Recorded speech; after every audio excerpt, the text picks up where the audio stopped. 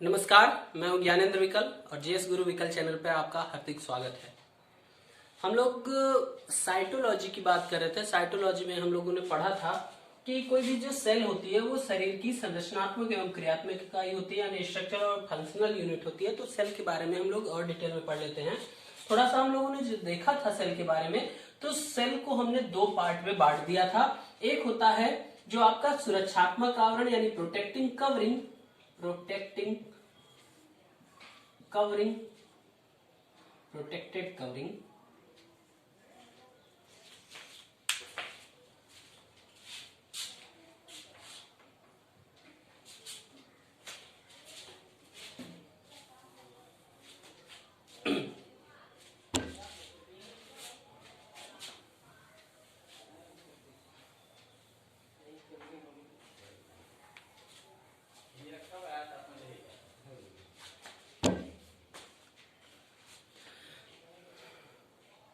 नमस्कार, मैं हूं ज्ञानेंद्र विकल। जेएस गुरु विकल चैनल पर आपका स्वागत है। हम लोग साइटोलॉजी पढ़ रहे थे। साइटोलॉजी में हम लोगों ने देखा था कि जो सेल होती है, सेल के दो पार्ट होते हैं, जिसको हम लोग दो पार्ट में बांट सकते हैं, प्रोटेक्टेड लेयर या प्रोटेक्टेड कवरिंग, सुरक्षात्मक आवरण, और दूसरा होता है आपका जो है वो आपका प्रोटोप्लाज्म या जीव द्रव्य, प्रोटोप्लाज्म। अब यहीं पे हम लोग देख लेते हैं, सारी चीजें एकदम दिमाग पे क्लियर बैठा लीजिए, क्योंकि इस टॉपिक से बहुत सारे क्वेश्चन आपके एग्जाम में पूछे जाते हैं। तो प्रोटेक्टिव कवरिंग में आपका जो होता है, ये प्रोटेक्टिव कवरिंग में यहाँ पर दो चीजें होती हैं आपकी। एक होता है सेल वॉल यानी कोशाभित्ति, और दूसरा होता है सेल मेम्ब्रेन। तो जो सेल वॉल है ये केवल पादप में पाई जाती है, पादप कोशिकाओं में पाई जाती है, जंतु कोशिकाओं में सेल वॉल नहीं होती। सेल वॉल आप जानते हैं, मैंने बताया था पिछले लेक्चर में, सेल वॉल सेलुलोज की बनी होती है, और सेल मेम्ब्रेन जो होती है एक पतली सी झिल्ली होती है जो लिपिड और प्रोटीन मेनली बनी होती है। कार्बोहाइड्रेट भी होता है जिसे हम लोग प्लाज्मा मेम्ब्रेन भी कहते हैं। और ये क्या होता है, एक चीज इसका इंपॉर्टेंट पॉइंट है, ये क्या होता है, इसे गार्ड कहा जाता है, या कहें हम लोग गेट कीपर कहा जा सकता है सेल मेम्ब्रेन को, क्योंकि ये सिलेक्टिव परमिएबल होती है और ये तय करती है कि कौन अंदर जाएगा, कौन नहीं जाएगा, कौन बाहर जाएगा। तो इस तरह से इसको कोशिका का द्वारपाल कह सकते हैं या कोशिका का गेट कीपर कह सकते हैं। ठीक है, अब हम लोग बात करते हैं प्रोटोप्लाज्म की।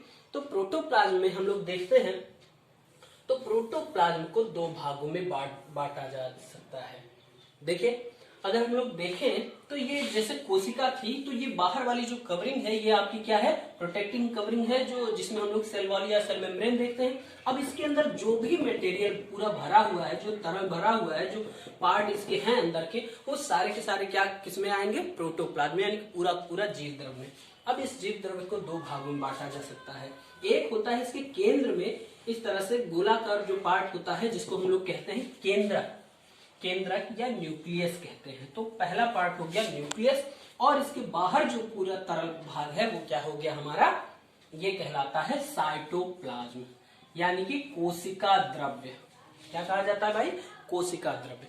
तो इतनी बात क्लियर हो गई, क्या है, कोशिका द्रव्य और केंद्रक, यानी कि इसको दो भागों में बांट सकते हैं हम लोग। एक जो सेंटर में जो मेन पार्ट होता है उसे हम लोग एक कवरिंग के द्वारा ये ढका हुआ रहता है, इसे हम लोग न्यूक्लियस कह देते हैं, और इसके चारों को बाकी बचा भाग जो होता है वो आपका क्या है, साइटोप्लाज्म।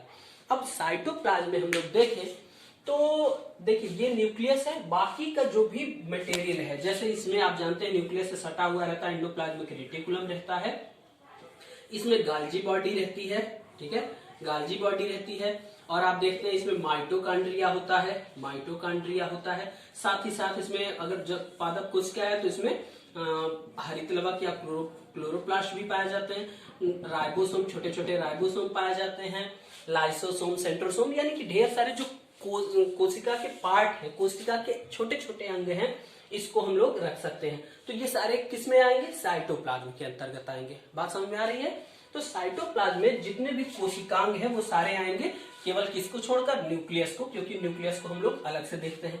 तो इस साइटोप्लाज्म में ढेर सारे सेल ऑर्गेनेल होते हैं, सेल ऑर्गेनेल्स होते हैं।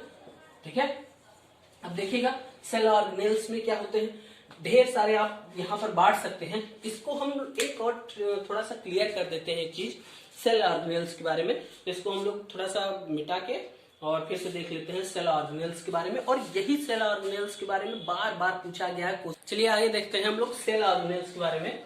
तो सेल ऑर्गेनेल्स, जितने भी सेल ऑर्गेनेल्स होते हैं न्यूक्लियस को छोड़कर, उसको हम लोग पहले एक बार पढ़ लेते हैं, फिर उसके बाद न्यूक्लियस को भी पढ़ लेंगे, ठीक है। तो सेल ऑर्गेनेल्स के बारे में अगर हम लोग देखें तो इसको हम लोग 3 भागों में बांट सकते हैं, जैसा हमारी एनसीईआरटी में है 3 भागों में बांट सकते हैं। एक क्या है, 2 लेयर्ड मेम्ब्रेन। 2 लेयर यानी कि अगर जिसकी मेम्ब्रेन की परत जो है वो 2 लेयर की है, 2 परत की है मेम्ब्रेन, उसको हम लोग कह सकते हैं। फिर एक कुछ कोशिकांग ऐसे होते हैं जो सिंगल लेयर होते हैं, सिंगल लेयर मेम्ब्रेन, और कुछ ऐसे होते हैं हमारे ऑर्गेनेल्स जिसके चारों तरफ कोई मेम्ब्रेन नहीं पाई जाती, या नो मेम्ब्रेन, ऐसे हम लोग कह सकते हैं, no membrane bounded, membrane bounded, ठीक है। अब इसके बाद इसमें क्या क्या है, देखिए आपको सारे नाम, सारे अंगों के बारे में बहुत ही आसानी से समझ में आ जाएगा, बहुत ही सरल तरीके से सारा चीज पढ़ लेंगे, ठीक है। तो 2 लेयर्ड मेम्ब्रेन में आपको यहाँ पर 2 अंग मिलते हैं, 2 ऑर्गेनेल्स मिलते हैं। एक है आपका माइटोकॉन्ड्रिया, और दूसरा है आपका क्लोरोप्लास्ट, या ऐसे कहें इसमें हम, ठीक है, क्लोरोप्लास्ट। क्लोरोप्लास्ट का मतलब होता है प्लास्टिड से है हमारा, प्लास्टिड आप पढ़ेंगे, तीनों प्रकार के होते हैं, 3 प्रकार के, वो सब के बारे में हम लोग देख लेते हैं।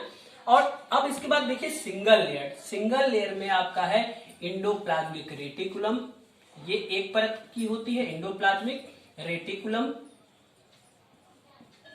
गाल्जी बॉडी, आपका वैक्यूल्स है, वैक्यूल्स रसधानियां, और लाइसोसोम, और नो मेम्ब्रेन बाउंडेड में आप यहां पर देख सकते हैं 2 चीजें होती हैं आपकी। यहां पर आपका राइबोसोम है जिसके चारों ओर कोई कवरिंग नहीं पाई जाती, इसी तरह एक है सेंट्रोसोम, और साथ ही साथ आपको बता देते हैं, हालांकि ये इसमें नहीं, हम लोग न्यूक्लियस में पढ़ेंगे, न्यूक्लियस के अंदर एक पार्ट होता है न्यूक्लियोलस। यहाँ पर हम लोग हम इसको इसलिए बता दे रहे हैं क्योंकि न्यूक्लियस में कोई मेम्ब्रेन चारों तरफ नहीं पाई जाती, इसलिए हम लोग यहाँ पे। और अगर 2 लेयर में बात करें तो जो न्यूक्लियस वाला पार्ट है ना, न्यूक्लियस वाला पार्ट ये है, जो न्यूक्लियस के चारों ओर वो डबल लेयर्ड मेम्ब्रेन होती है। तो इस तरह से हम लोग सारे सेल ऑर्गेनेल्स के बारे में देख लेते हैं। साथ ही साथ कुछ माइक्रो बॉडीज होती है, माइक्रो बॉडीज वो सिंगल मेम्ब्रेन वाले में आ जाएगा आपका। माइक्रो बॉडीज में आप देखेंगे पराक्सीसोम और ग्लाइऑक्सीसोम, इस तरह से होते हैं माइक्रो बॉडीज, तो वो भी सिंगल लेयर्ड होती है, ठीक है।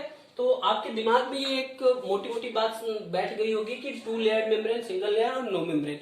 अब हम लोग देखें एक एक जितने भी सेल ऑर्गेनेल्स हैं उनके बारे में बारी बारी से देखेंगे, ठीक है। आगे देखते हैं, आगे देखिए हम लोग क्या बात करने वाले थे, कोशिका के अंगों के यानी कोशिकांगों के सेल ऑर्गेनेल्स के बारे में, जिसमें हम लोग बारी बारी से देखेंगे। देखिए पहले 2 लेयर्ड देख लेंगे, फिर सिंगल लेयर्ड जो भी ऑर्गेनेल्स है, और फिर जो नो मेम्ब्रेन ऑर्गेनेल्स हैं उनके बारे में भी देख लेते हैं। तो पहला ऑर्गेनेल है हमारा माइटोकॉन्ड्रिया। तो यहाँ से नाम में ही ये क्या होता है, डबल लेयर्ड होगा, डबल लेयर्ड होगा। और यहाँ पर आप देख सकते हैं, इसका चित्र देखिए तो आपको एक चीज समझ में आएगी कि ये माइटोकॉन्ड्रिया है इस तरह से, तो ये बाहर वाली परत है, ये अंदर वाली परत। तो अंदर वाली परत इस तरह से और अंदर की ओर धंस जाती है, और उंगली जैसे प्रवर्ध या उंगली जैसे उभार बनाते हैं अंदर की ओर, जिसे क्रिस्टी कहते हैं। इन्हें क्या कहेंगे हम लोग, क्रिस्टी कहते हैं। अब देखिए भाई, ये जो क्रिस्टी होते हैं, इन पे ये क्रिस्टी का हमने एक बड़ा सा संरचना बना दिया है, देख लीजिए। तो ये जो क्रिस्टी है, इस पर छोटे छोटे पार्टिकल्स होते हैं इस तरह से लगे हुए, जिसको ऑक्सीसोम या F1 पार्टिकल कहते हैं, ठीक है। तो माइटोकॉन्ड्रिया में क्या है, ऑक्सीसोम या F1 पार्टिकल है। अब देखिए ये F1 पार्टिकल जो है ऑक्सीसोम, इन्हीं पर इलेक्ट्रॉनों का स्थानांतरण होता है, और इलेक्ट्रॉनों का स्थानांतरण होने के कारण यहाँ पर ऊर्जा का निर्माण होता है। जो भी ग्लूकोज या जो एनर्जेटिक मॉलिक्यूल है, पाचन के बाद वो जब जाते हैं यहाँ पर सेल्स में पहुंचते हैं, तो सेल में ऊर्जा उत्पन्न करने वाला कौन होता है, माइटोकॉन्ड्रिया। तो उसको विखंडित करते हैं। यहाँ पर आप जानते हैं एक चक्र चलता है, यानी कि ग्लूकोज का विघटन किया जाता है, जिसमें ग्लाइकोलाइसिस और क्रेब्स चक्र की प्रक्रिया चलती है। तो क्रेब्स चक्र वाली प्रक्रिया जो होती है वो माइटोकॉन्ड्रिया में चलती है। क्रेब्स चक्र की प्रक्रिया चलती है जिससे ऊर्जा उत्पन्न होती है। क्या होता है भाई? ऊर्जा उत्पन्न होती है। ठीक है, अब जब ऊर्जा उत्पन्न होगी इसीलिए ऊर्जा उत्पन्न, ठीक है, तो ये माइटोकॉन्ड्रिया ऊर्जा उत्पन्न करने का काम करता है। एक चीज और, यहां पर जो ऊर्जा बनती है वो एटीपी के रूप में, एटीपी के रूप में बनती है। तो एटीपी का पूरा नाम भी आप लोग जानते रहिए, एडिनोसिन ट्राइफॉस्फेट, ठीक है, के रूप में ऊर्जा रहती है। ठीक है, ये बात क्लियर है आपको। और यहाँ पर ऊर्जा प्राप्त होता है या ऊर्जा बनती है, इसलिए माइटोकॉन्ड्रिया को, इसलिए इसे मतलब माइटोकॉन्ड्रिया को सेल का पावर हाउस या ऊर्जा का पावर हाउस कहते हैं, कह सकते हैं। ठीक है, ये बात आपको हमेशा याद रखनी है कि इसे क्या कहा जाता है?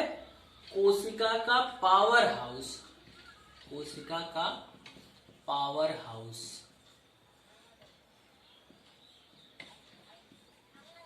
Power house of cell.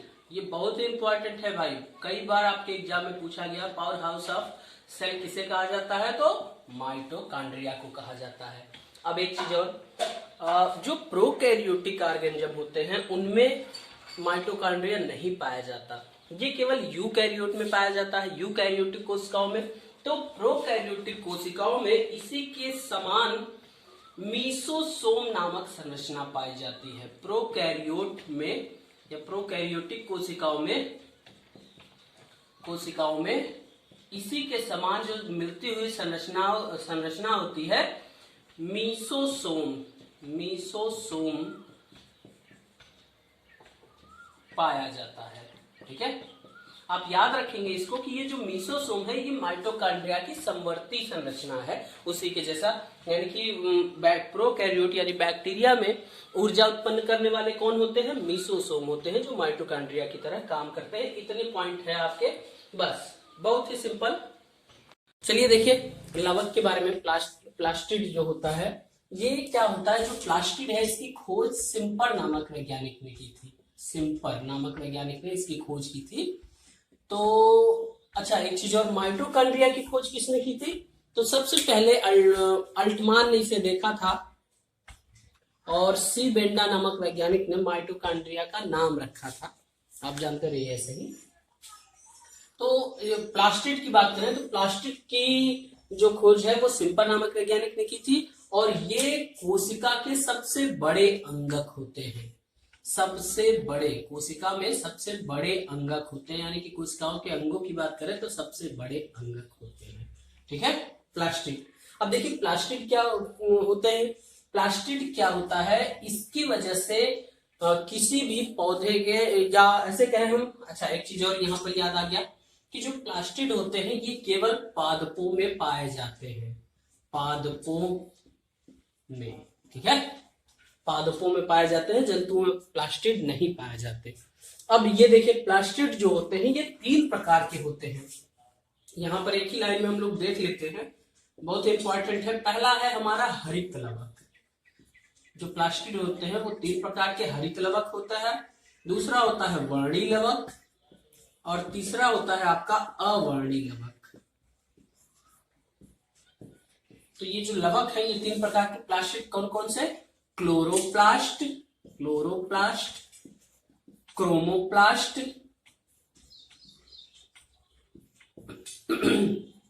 और आपका तीसरा है ल्यूकोप्लास्ट।